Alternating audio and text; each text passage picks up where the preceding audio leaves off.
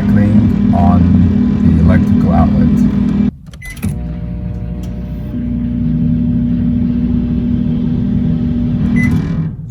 Hello everyone, today's project is going to be a simple one, very common, but actually surprisingly one. Not always done as a do-it-yourself kind of project, so I'd like to go over it. Today we're going to be replacing an electric power outlet that has been kind of worn out. As you can see, the bottom outlet is kind of worn out with melted plastic. So we're going to be going over how to get the old one disconnected and replacing it with a new one. And why would this happen to an electric power outlet? Why would it start to have the plastic melt like this and look like it's burnt? And the reason is actually pretty simple. This is a 16-year-old outlet that's been running with the microwave. So that's the microwave power cord that's been plugged into that specific outlet. Microwaves are one of those devices that draw a lot of current.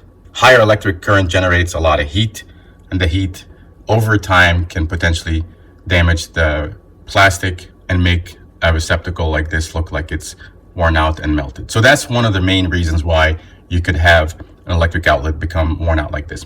Something else that can happen is you can have an accidental short of some sort or something like that, which could actually damage the outlet itself. But in this case, my microwave has been plugged into that outlet, and that's why it's been worn out. So we're going to go through today, disconnect the old one and plug in the new one. Let's get going. So the first thing we're going to do is go ahead and turn off the main circuit breaker in your electric panel that gets electricity going to this outlet. To test, I have a tester like this. I'm going to plug it in. As you can see, it's lit up, so I know there is power coming to this outlet. I know it's been running. That's what the microwave has been running off of, but I'm going to keep this on with the lights on. Then I'm going to go turn off the circuit breaker in my main panel to cut power off to this. So my main circuit breaker panel is out in my garage. So it appears that I have a dedicated circuit breaker right here for my microwave. That's number 16, which is this guy right here. So I'm going to go ahead and turn this one off. Now, you might have a different setup. Your microwave could be on its own circuit breaker or combined with something else. But fundamentally, make sure that you have something that's testing that outlet. That way, you know for a fact when you disconnect the circuit breaker, when you turn the circuit breaker off, that there's no power going to that outlet. So the circuit breaker for the microwave is now off. Now we're ready to proceed with this project. So let's start getting this outlet disconnected. The first thing we're going to do is remove the faceplate. That's usually held by a single screw or a couple screws. Okay, faceplate off. Next, there will be two screws that hold the outlet in place. So we're going to go ahead and disconnect these as well.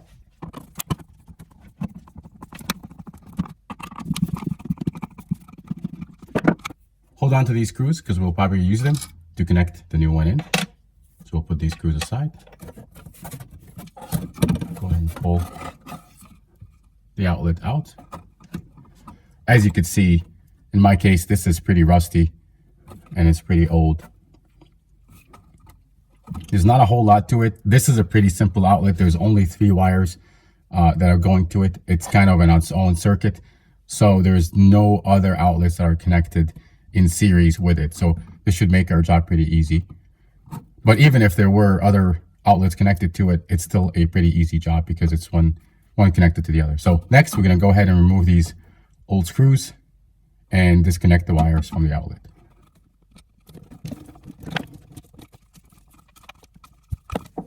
One screw off. You don't have to unscrew them all the way. The wires usually just hook onto the screw themselves. So gently tug on the wire and pull it off just like that. Should come off fairly easily. So there's our hot wire. The black wire is the hot, the white is the neutral, and this is our bare ground wire. As you can see, this one is pretty rusted. Now I can spend a lot of time trying to unscrew this, but the ground wire is a bare copper wire, so I can just cut the wire right here and then I'll form a new round to connect to the new outlet. So I'm gonna save myself some time here. I'm gonna grab a wire cutter and I am going to cut this bare ground wire. I have plenty of slack, so I'll just make a new wire circle to connect to the new outlet.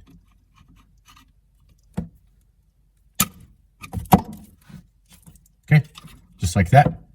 We got the old outlet disconnected, as you can see. Pretty rusty, pretty worn out. It's time for a new one. Just for comparison, here's the old outlet. Looks like it's had a fair share of work. And here is the new one. So the connections are very easy. Like I showed earlier, there's 3 wires, a hot, a neutral, and a ground. The ground connects to this green screw. The neutral will connect on one side, and the hot will connect to the other. Outlets like this will have 2 screws on every side. That way you connect the main line into one, and if you have another outlet that you want to run from this outlet, you can just run a wire from here onto the next outlet, and you can cascade them in series to have a network of outlets that are on the same circuit breaker in your main panel. So this one is ready to get connected. We'll say goodbye to this old one. So the hot wire is ready to get connected, and so is the neutral. But for the ground, we just need to make a little loop so we can connect it to the new outlet. So we've got a wire cutter like this, but you could use other tools. You can use a pair of pliers, needle nose pliers, something like that. But it's pretty simple. Just grab the wire, hold the end, and turn it.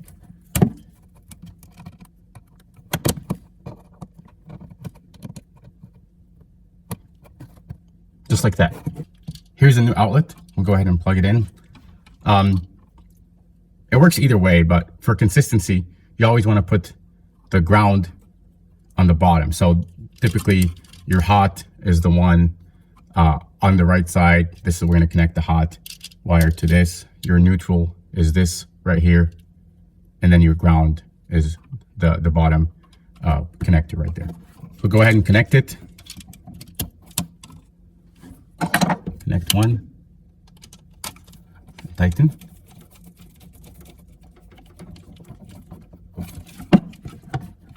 Connect the other.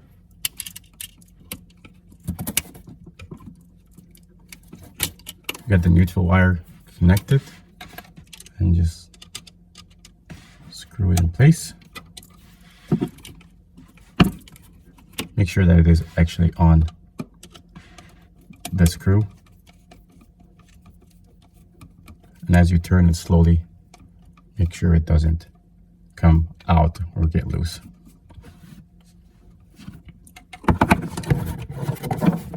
And then same thing for the ground. Just gonna twist the wire, get it oriented a little bit better. And the ground, the bare ground. You're probably wondering why my ground's got stuff on it. It's just drywall material. Some dirt on it, but it doesn't affect the wire. It's still conducting just fine.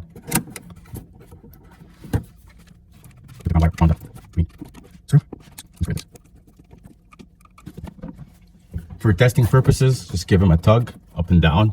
Make sure that they're not loose. All 3 look pretty good. So now my new outlet is connected. Now just push the wires in place, and then we're ready to screw this in. But in my case, I've got a good 1/2 inch of the back of my cabinet that's in here. So I'm going to need the longer screws that I had with my old outlet. So all you got to do, if you have something like this, just pull the screws out from your new. Most outlets come with screws, but you don't have to use the screws that came with your outlet. All you got to do is make sure you use a screw that can secure the outlet to the plastic box, the blue plastic box in the back. That's really the only requirement. And the reason why I have longer screws here is because I have a longer distance from the edge of the cabinet to the screw. So I put the old screws back in. We'll screw these in place. Now at this point, we've got all the pieces, so just go ahead and kind of wiggle the wires in so you can place the outlet in its position. I'm gonna go ahead and start screwing the bottom one in place, and I'll do the top one, get it attached.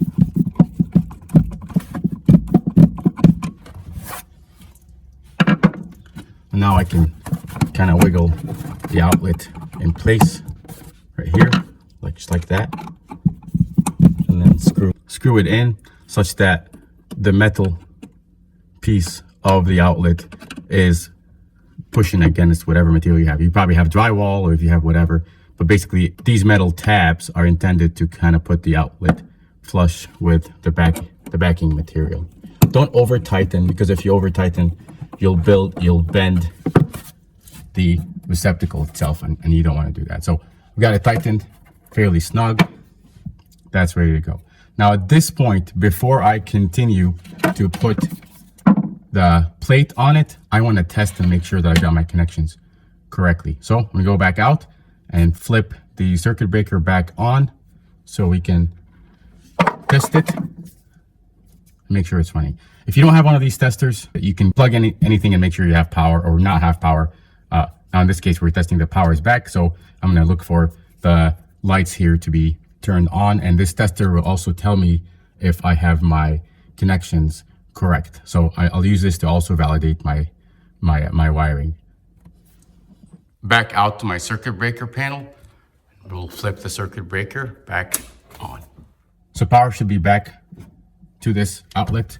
We'll go ahead and test it. I really like these little testers. They've been very handy. They also work with GFCI outlets. So I'll leave a link below in case you're interested. Okay, we'll go ahead and plug this in. Hopefully, if everything is connected correctly, the rightmost two LEDs right here will turn on to tell me things are correct. But this tester also tells you if you've got things flip-flopped or there's any other issues, depending on which LEDs light up, it'll tell you what the problem is. But hopefully we'll get these two lit up, which tells us that our connections is correct. And there we go. We got power back. Things are good to go. Of course, if you have a little bit more complicated connections, or if you have multiple outlets in series, if you have any issues, or if it looks like, if you use a tester like this and you find a problem, you would go back out, you turn your circuit breaker off, and you would redo your connections to make sure things are good. Here's the other plug. I like to test both just to be safe. I know they're connected exactly the same way, but I've had one case in my experience where there was an issue with the tabs, the tab that connects the top and the bottom, and the bottom did not have power because the tabs were broken on the side. So one of the plugs had power, but the lower one didn't. So that's why I always test both, just to be safe. But looks like we're good to go. With the outlet connected, just give it a little wiggle and make sure that it is not loose. We're testing that these metal tabs are basically securing it in place. That way when you plug things in and out, it doesn't wiggle. So now we're ready to put the plate back on.